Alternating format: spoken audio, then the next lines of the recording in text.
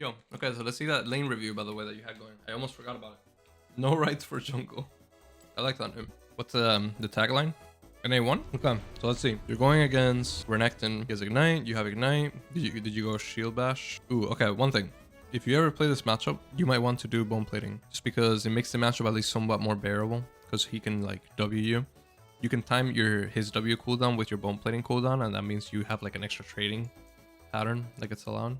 It's because it's a little difficult. I'm not gonna lie. Like if I was in your shoes this game and I pick Riven and I gotta go against Renekton, Rumble, Karma, like this combo. I guess the one thing is that you have the ability to gank mid lane potentially, but like 2v2 up here is gonna be like really rough. But honestly, let's see how you play. You get D-Blade. D-Blade is the correct option. So typically in the lane, you want to hide wherever you're, like at the start of the match, right? And you want to hide where you're at so you can try to proc like a third Q onto him, proc his bone plating if he does have it, which he does. So that's going to be really, really key. I think coming into the lane like this right away in front is a mistake, but it's okay. It's not a big deal. At least unless he punishes you for it heavily, right? See, because now you don't get that third Q on him, and you don't get a way of like proccing his bone plating, because typically Riven is stronger than Renekton. I'd say like for level 1, 2 you're stronger, and then level 3 technically if you all in you beat him, but he can choose to disengage from how you're trading with him. Okay, with that in mind, it's you need to get priority over him early. But the thing is, you have a Mumu and they have a Rumble, so that gets a bit difficult, you know. It gets a little bit difficult. So typically, I'd say since that thing that I told you about at the start, it's like when you want to do third Q on him early. So technically, you can consider this the first mistake. Like if you just for the future, right? For the future, you should be one of these brushes already, masking which Q you're starting off with, and then third Qing him. Now, if he plays perfectly, right, and he's like aware that this is a thing, he would walk out from the under, like where he's at right now. But he would, you know, at this point, at the start of the lane, I'm sure you could have gone away with just procking one of your Qs on him, right? Like I said, if he plays it properly, then you both walk up to each other, and then you have to like Q dance around him, like right here. You're trying to bait him. So here, when you did this is your second Q, right? Your second Q. You might as well just do third Q since you're already in this range, just to proc that bone plating. That's like the key thing in this matchup. You need to proc that bone plating so that he gives you like that early game priority, right? You tried to do it, but it was like you did it at a spot where like you can really do there. He had already started E. Does that change anything since we invaded? And I knew that. Oh, okay. If you knew he started E from the invade, you still want to do the same thing, really. Actually, it's even better in that sense. I actually didn't pay attention to that. So it's even better in that sense because you should straight up be like in front of your minions here. Because now he doesn't have Q, he doesn't have W. He has E, right? So like if you're near the minions here and you Q him, even with the first one, the goal still doesn't really change too much, you know? You just want to get that bone plating out of the way to then afterwards get lane control so you can do 3-wave crash, 4-wave crash, reset, get item lead, etc. And then you can do something with your jungler afterwards, right? The one thing I'd note is that you got to pay attention to like what they want to do, junglers, right? So you have Dante's this game. He's, I don't think he plays Amumu, so he might not be too familiar with the 2v2 and all that. So, but anyway, that didn't end up happening at the start. You still got priority over him here because, well, you know, he started E, so you knew that. But it's actually E closer than it should be because since he started E and you have like lane priority at least because he can't just trade with you early, you should be getting this stacked up even into an even more or like even faster, I'd say, right?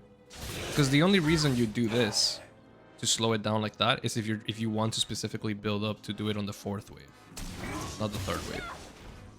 Ooh, okay. And this right here is a little mistake because since he has E, again, you win the all-in, right? But here's the thing. See, it's because you didn't take the bone plating at the start. He has it now, which means that if you try doing your full combo on him now, look at how much damage he's reducing with that.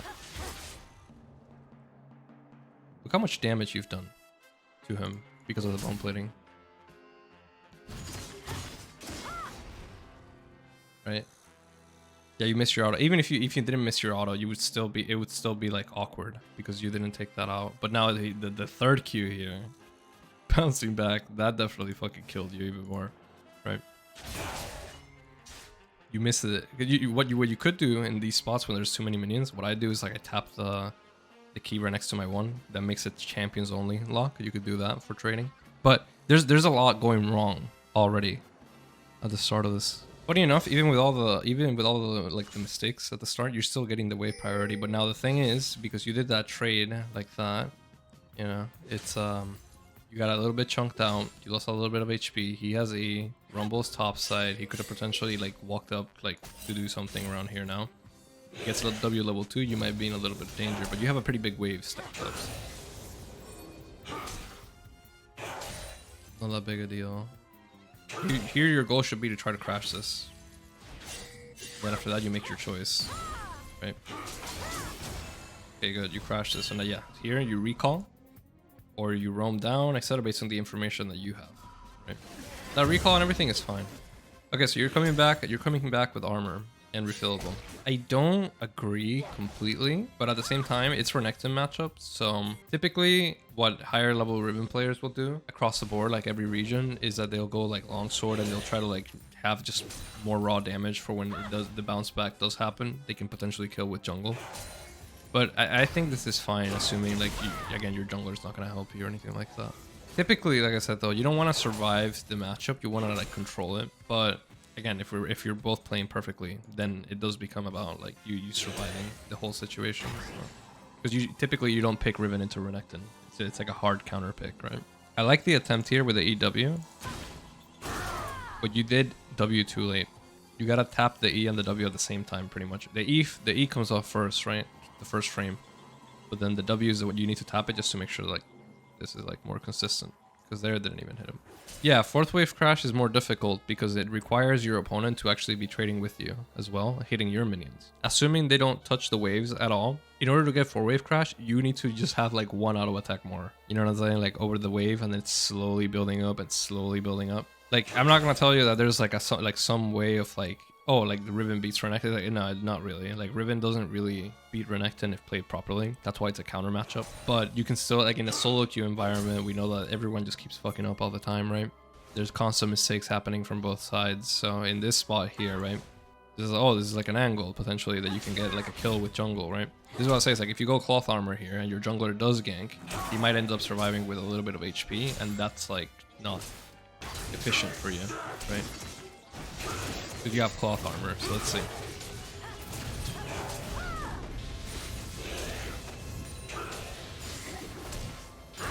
Yeah, see, did you see this whole situation, how close it is?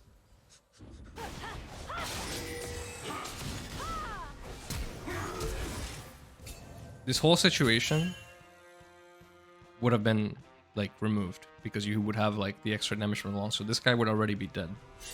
Riven's just one of those champs you don't really want to go like defensive stats early, because you'll slowly like keep losing throughout the lane just because it's Renekton, right? And let's see what happens here. So you after this fight, the wave crashes. He has ignite. So here you just shove this next wave, right? Here you should be telling Dante's to just help you like shove this wave quickly so you could reset this, like this whole thing, just clear it. Holding this here is a mistake unless you want it to recall. But even then, it's still gonna slow push back to him. Pretty sure, right? Actually, no, I think it's okay. But it's like, look, you don't have TP. This is still gonna slow push back. You're wasting a lot of time here. I feel like fighting in that huge wave is risky nonetheless. It would be, but it's a Mumu. A Mumu has a lot of damage reduction in his kit in this wave here. So typically you wouldn't want to fight here, right? But Mumu gets really, really tanky here. From like this scenario, like this is like a kill guaranteed. Just the way it played out. Yeah. Assuming he had longsword here. So 2v2 or 2v1, it should work. It should work. But yeah, then the next mistake was the wave. Anytime this ever happens and you don't have like a freeze going, because you have a couple of choices here. You ask your jungler to help you clear this, you reset, right? Or like while that whole fight was happening, if the wave is like in a decent spot, then you would try to freeze this, and then you would recall and then come back to lane and all that, because you both don't have teleport, right? Imagine how screwed you'd be. Actually, well, technically you screwed yourself pretty badly, I guess, by not recalling after, because now you gave him the full tempo. You lose minions and all that. I'd say you should focus on like those first things though. So first of all, come back with damage items on the matchup, like on that recall timing. The wave thing, where like you needed to push the wave to reset because otherwise it fucks up your tempo. And then the other thing was, this is like a specific Renekton thing though. You need to try to proc that bone plating with your 3rd Q early. So try to make that as like most efficient as possible. If you don't do that, you're boned. So that second trade you ended up taking, you remember you barely did damage to him, even though you misclicked the 1 auto attack on the minions. Yeah.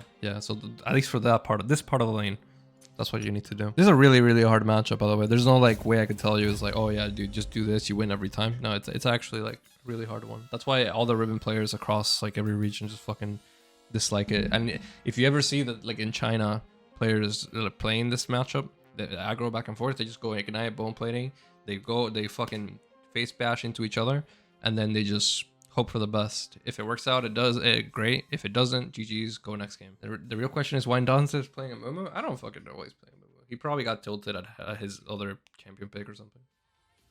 It's like when I pick Yon, you know? Like, yeah, I'll fucking play Yon, man. Fuck it, I'll win. And then just